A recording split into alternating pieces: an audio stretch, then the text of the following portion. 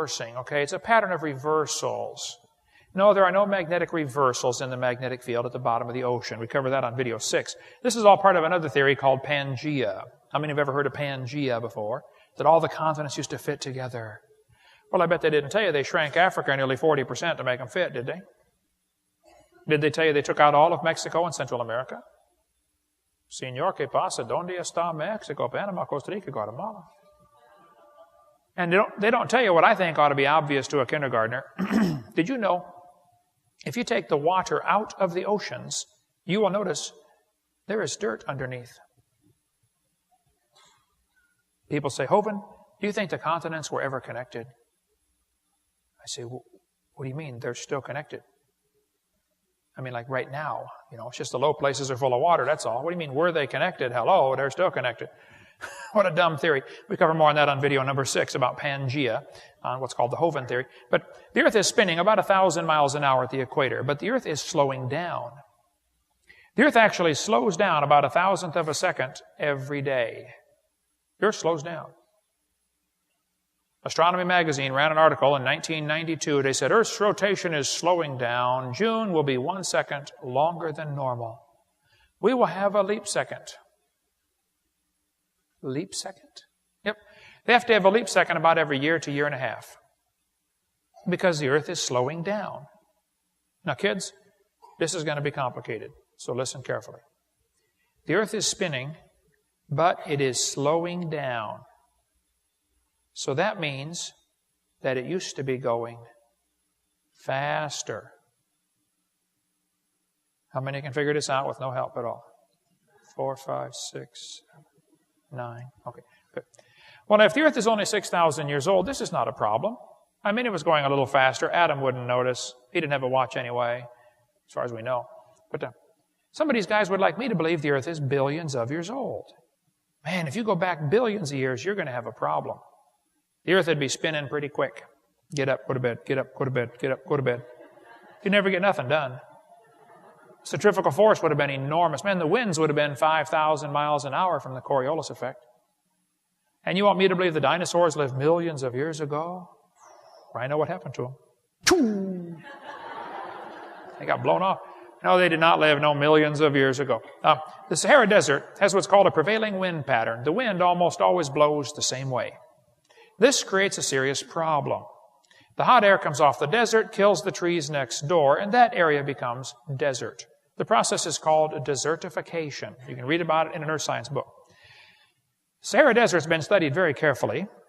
They did a long study on this and said, you know what, folks, the Sahara Desert is probably about 4,000 years old. That's when it started growing. Egypt used to be fertile land all over the place. Okay, well then I have a question. If the Earth is millions of years old, why don't we have a bigger desert someplace? Why would the biggest desert on the planet be less than 4,000 years old? Well, I have a theory about that. Now here's my theory. I believe about 6,000 years ago, God created everything. 4,400 years ago, there was a flood. Now it's pretty hard to have a desert under a flood. You got to admit that would be tough, okay? So the desert couldn't start growing until the flood water went down. So I predict, based on the Bible, the biggest desert in the world will be less than 4,400 years old. It is. Wow, maybe the Bible's right. You know, when they drill into the ground, sometimes they hit oil. The oil's under incredible pressure in some places, up to 20,000 pounds per square inch. It'll come squirting up out of the ground like a big zit. 20,000 psi. Well, the guys who study the rocks on top of the oil say, you know, it just can't handle that pressure for more than about 10,000 years. I know the weight of rock supplies pressure, but the pressure in the well is greater than the weight of overburden. They say it should have cracked the rock and leaked off in less than 10,000 years. Okay. Well, then now I've got two questions. Where did the oil come from? And why is it still under pressure? Well, most scientists agree that oil comes from organisms that are squished. They're changed by heat and pressure into oil. They learned in 1971 how to make oil in 20 minutes in the laboratory. In Australia, they've got a treatment plant that takes sewage sludge and turns it into oil in 30 minutes. There's a factory in Turkey that just opened up, a factory in Texas that takes turkey guts and pressurizes them and heats them and turns them into oil. They said in the article, we duplicated what Mother Nature does, but what Mother Nature took millions of years to do, we do in about 30 minutes. Sinclair has the dinosaur as their logo. They say dinosaurs turn to oil. Yes, boys and girls, they mellowed for 80 million years. I don't think so. I have a theory about the oil. Now, here's my theory, okay? I believe about 6,000 years ago, God created everything. 4,400 years ago, there was a flood, okay? In that flood, lots of critters and people drowned. They got buried by the gravel and the rocks and the mud and the sand, and it got pretty heavy after a while, and it squished them into oil. So the oil's down there today from the people and animals that drowned in that flood. Which means if you stop and think about that, you drove over here tonight on some of your ancestors. Well, Noah's uncles anyway. Next time you're at the gas station, pumping them in there, you can say, bye, Grandpa. You should have listened to Noah. He told you it's going to rain. I was preaching in Denver one time, and some guys came and they said, Hovind, we know you teach the earth is only 6,000 years old. We'd like to prove to you you're wrong. Would you come with us, please? I said, sure. They took me to this big freezer in Denver, outside of Denver in Lakewood. It's the National Ice Core Laboratory. 36 below zero in there. They put this big suit on me, big hat, big gloves, big boots. I was freezing in 5 seconds when I walked in there. I got Florida blood, it's real thin. They said, Hovind, we go to Greenland and we drill holes through the ice. Government job. And we take this big pipe, we drill it down in, and we bring this ice core out of the middle of the pipe, and we save it in this big freezer here in Lakewood, Colorado. We have 10 ice cores stored in this freezer.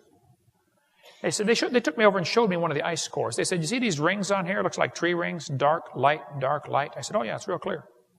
They said, well, what happens in the summer, the snow melts a little bit, and then it refreezes and makes clear ice. Shows up dark on the picture.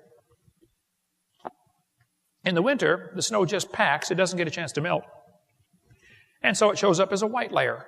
So these layers represent summer, winter, summer, winter, summer, winter, summer, winter. They said, now the deepest hole we've ever drilled is 10,000 feet deep. And we counted these ice rings, and there were 135,000 of them. And now you're going around telling everybody the earth is 6,000 years old. We can prove it's at least 135,000. I said, fellas, aren't you assuming those are annual rings? See, they didn't know about the Lost Squadron, apparently. But in World War II, some airplanes ran out of gas and landed in Greenland. Has anybody ever heard of the Lost Squadron? Okay, it's been on TV a bunch of times. Well, the airplanes got left there in 1942. They went on and fought the war. Everybody forgot about them until a rich millionaire from Kentucky got a brilliant idea. Go find those airplanes and bring them home.